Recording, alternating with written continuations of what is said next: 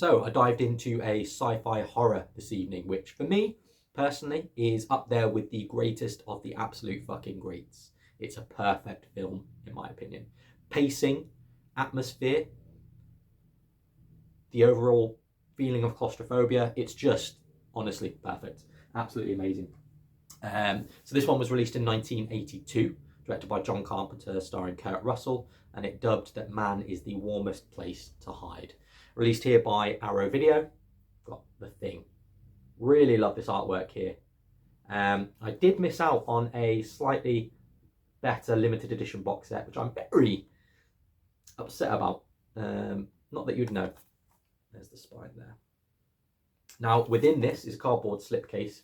I do have the standard Drew Struzan artwork here because he's a hero of mine. So absolutely has to be the Drew Struzan for artwork for me.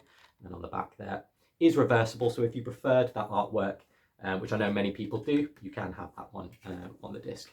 Let's crack this open. So you've got the disc there, Blu-ray disc, single disc edition. And then you get this nice little booklet, which has got some essay writing in it and nice artwork on the go. Just give you a quick flick through. Again, look at that. Really love that. Again, a few stills from the film dotted around the essay there. So yeah, really nice little edition. Now, my experience with this film is that I was introduced to it or told about it long before I actually saw it. So the person that I attribute to my being a film nerd and a cinephile and loving all things movie is my granddad, George. So whenever I used to stay at my grandparents', he would sit down in an evening with me and introduce me to so many amazing films. So the Norman Wisdom movies, the Carry On films, Planet of the Apes, Star Wars, Indiana Jones, all these amazing films.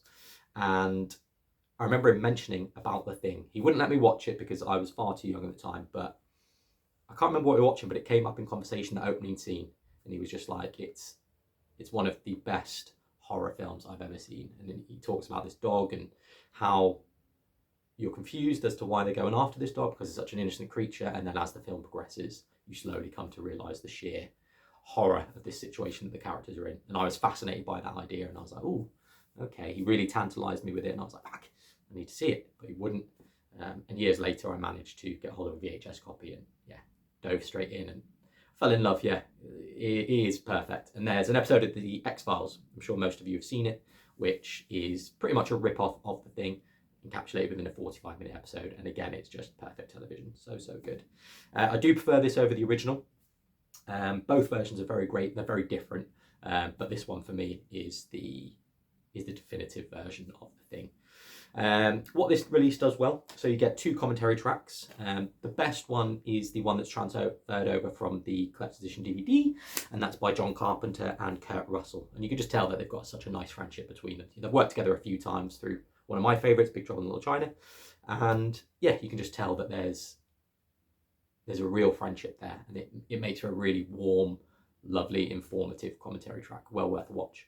You get 3 decent documentaries on there, all clocking in at well over an hour, so that's pretty extensive. There is some crossover with footage and info, but you know, ain't nothing wrong with that. My favourite, however, actually has nothing to do with the film itself. It's called 1982, One Amazing Year. And it basically talks about how 1982 for cinema releases was incredible. Now, if you're not aware, like I wasn't actually, you had all these amazing films come out in one year. So you had Rocky 3, The Wrath of Khan, Blade Runner, Poltergeist, The Thing.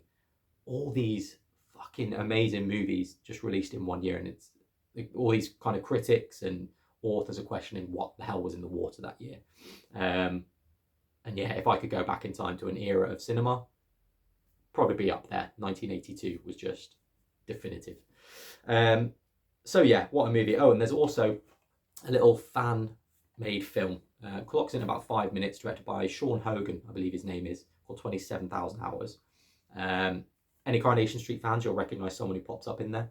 But yeah, Arrow Video again, such a beautiful release of an incredibly claustrophobic movie here. The Thing was tonight's watch.